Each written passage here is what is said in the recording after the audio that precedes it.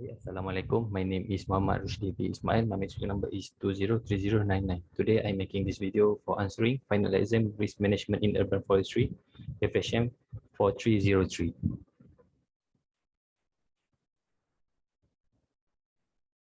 So for the first question is, please identify any risk to the tree and its immediate environment. So this is the tree I choose at Bukit Expo because I live in flat. There's no tree around my house, so I choose at the Bukit Expo. So the tree I choose, which is Interberyllium calarpicum, which is 11-year tree. So the risk that I found, which is severe gummosis on the bole and branches of the 11-year tree, bare branches, hanging branches, dead branches, and rotten branches. So the target for the tree is bench and sidewalks. The main defect found on the tree is study on the related branches such as hanging branches, dead branches, and rotten branches. Although the issue might be seem small to other people, but for the forestry or arborist perspective, the issues not only can harm surrounding but also lower the aesthetic value of the area. The safer of the place will be questioned by the community.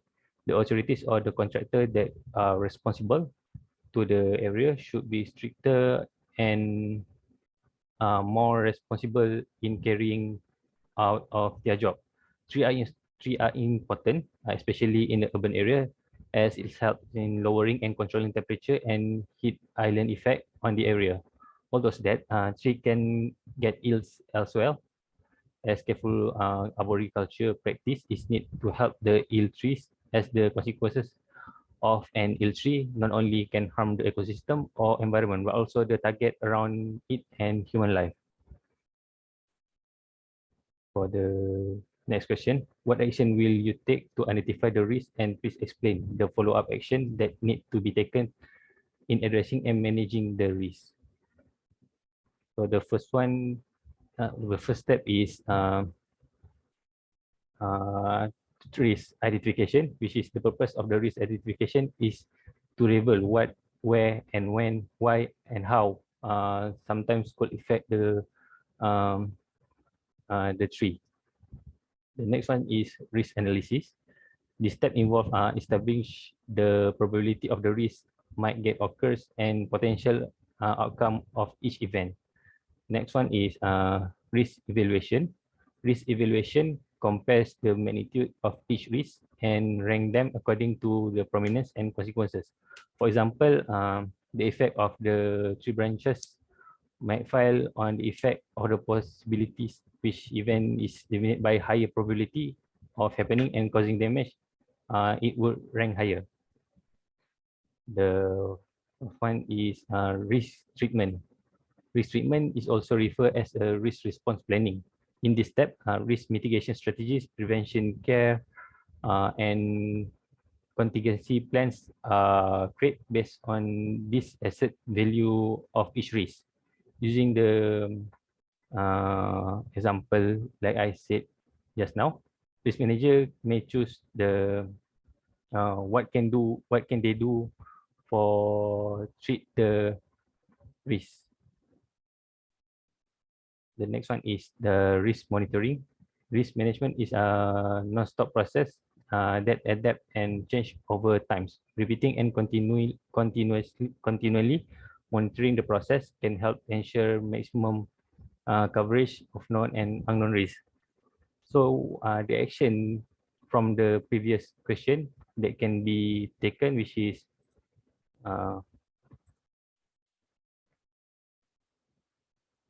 we can relocate the branch to the safer area. We can regulate tree management, for example, pruning, and we can cut the dead twigs and branches. So for the all of these steps, which is risk identification, risk analysis, risk evaluation, risk treatment, and risk monitoring, we can write them on the form of ISA basic tree assessment form. It's all of the arborists using this basic tree risk assessment form for the risk assessment for each tree at their place.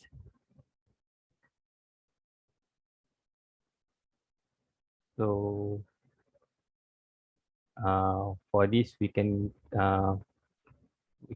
write the target description, target of the risk, and the history of failure, side effect, load factor, crown and branches, their condition of the tree, all of this, and the history of the tree itself.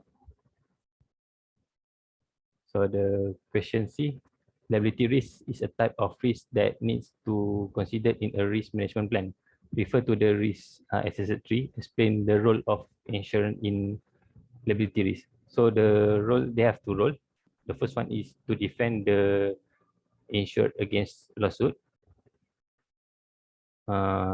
It is to decide whether to propose a case or settlement outside the court, bear the cost of defending the participant lawsuit, or plaintiff pay the lawyer only if she win. The defender pays the lawyer regardless. And the second one is to indemnify.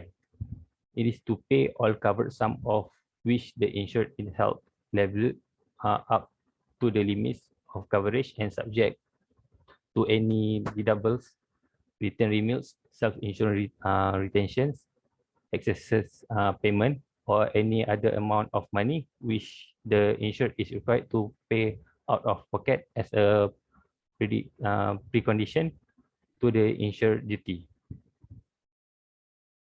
So for the last question, suggest strategies in implementing urban trees insurance and its alternative.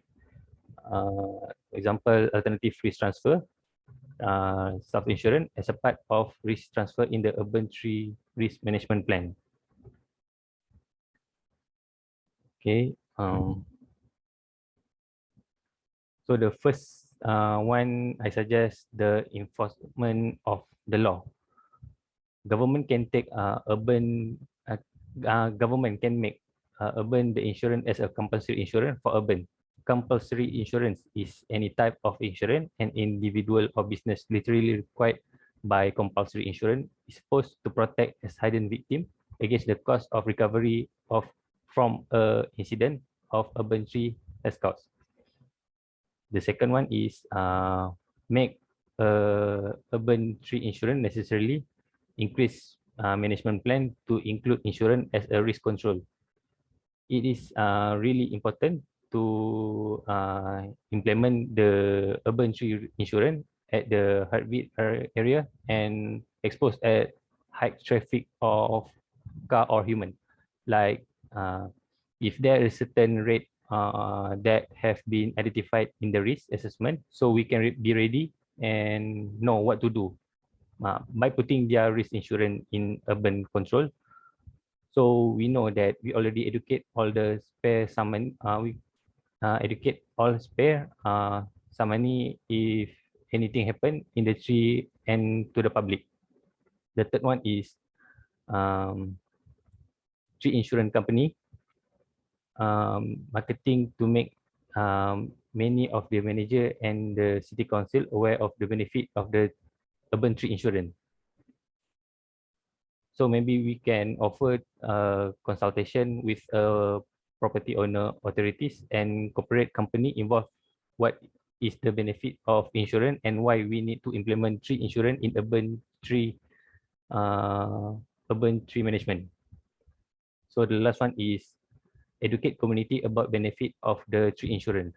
So when communities need to know why they need to rely on tree insurance, especially a property owner. In conclusion, urban tree insurance is important to public and the safer of urban communities. I think that's all for my final assessment. Thank you.